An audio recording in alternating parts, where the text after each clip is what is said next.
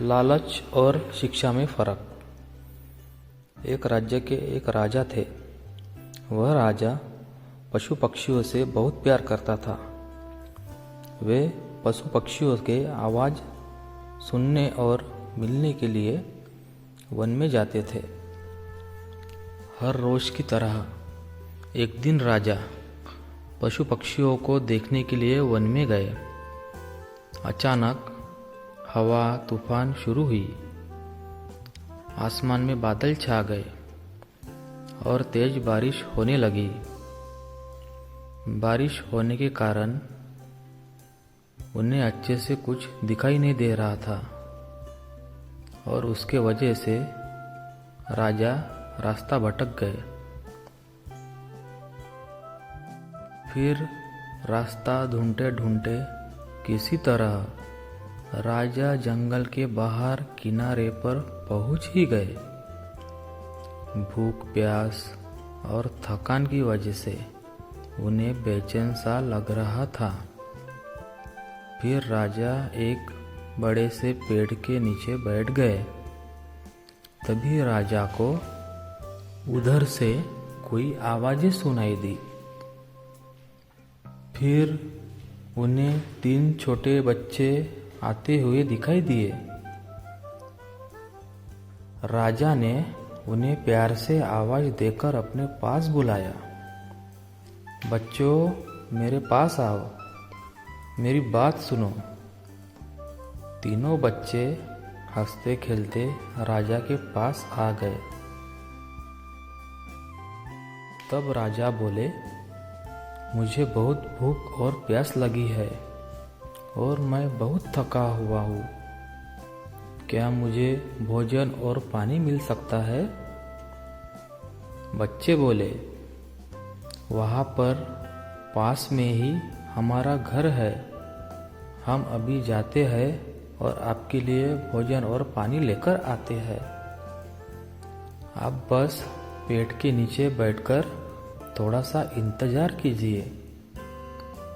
तीनों बच्चे दौड़कर गए और राजा के लिए भोजन और पानी ले आए। राजा ने भोजन किया और पानी भी पिया। अब राजा बच्चों के व्यवहार से बहुत खुश हुए।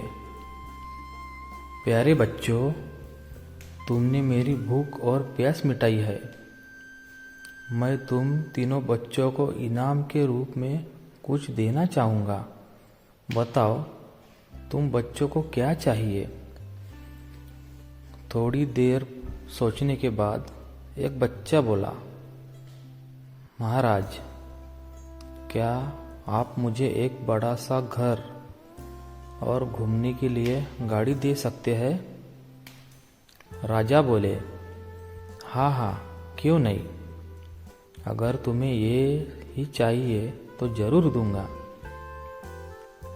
अब तो बच्चा फूले ही न समाया। दूसरा बच्चा भी चहकते हुए बोला, मैं बहुत गरीब हूँ, मुझे बहुत सारा धन चाहिए जिससे मैं भी अच्छा अच्छा खा सकूँ, अच्छे अच्छे कपड़े पहन सकूँ और खूब मस्ती कर सकूँ। राजा ने मुस्कुराकर कहा, ठीक है बेटा, मैं तुम्हें बहुत सारा धन दूंगा। यह सुनकर दूसरा बच्चा भी खुशी से झूम उठा। भला तीसरा बच्चा भी क्यों चुप रहता?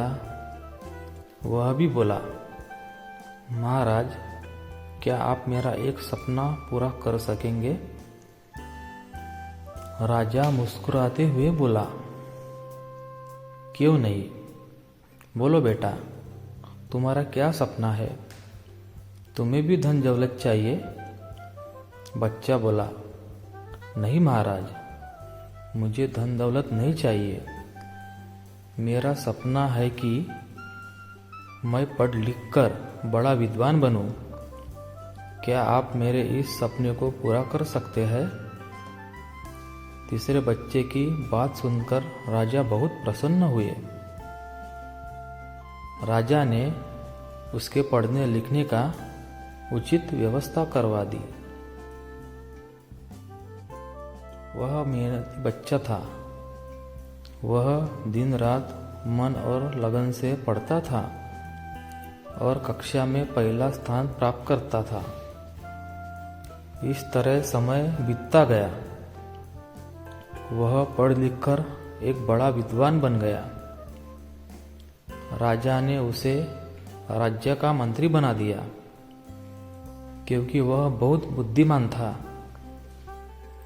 बुद्धिमान होने के कारण सभी लोग उसका आदर सम्मान करने लगे। उधर जिस बच्चे ने राजा से बड़ा घर और गाड़ी मांगी थी, उसका अचानक तूफान और बाढ़ आने से सब कुछ पानी में बह गया। दूसरा बच्चा भी बहुत सारा धन मिलने के बाद कोई काम नहीं करता था, बस दिन भर फालतू के खर्चे करके धन को उड़ाता और मौज मस्ती करता था। लेकिन रखा धन भला कब तक चलता। लेकिन एक समय ऐसा आया कि उसका सारा धन समाप्त हो गया। वह फिर से गरीब हो गया है। दोनों बच्चे उदास होकर अपने दोस्त यानी मंत्री से मिलने राजा के दरबार में गए। वे दुखी होकर अपने दोस्त से बोले, हमने राजा से इनाम मांगने में बहुत बड़ी भूल की। हमारा धन, बड़ा सा घर, गाड़ी, सब कुछ चला गया। हमारे पास अब कुछ नहीं बचा है। मंत्री दोस्त ने समझाते हुए कहा, किसी के भी पास धन दौलत हमेशा नहीं रहती। धन तो आता जाता रहता है। सिर्फ शिक्षा और पढ़ाई है जो हमेशा हमारे पास रहती है। धन से नहीं बल्कि पढ़ाई से ही हम धनवान बनते हैं। दोनों बच्चों को अपनी गलती पर बहुत अफसोस और पछतावा हुआ।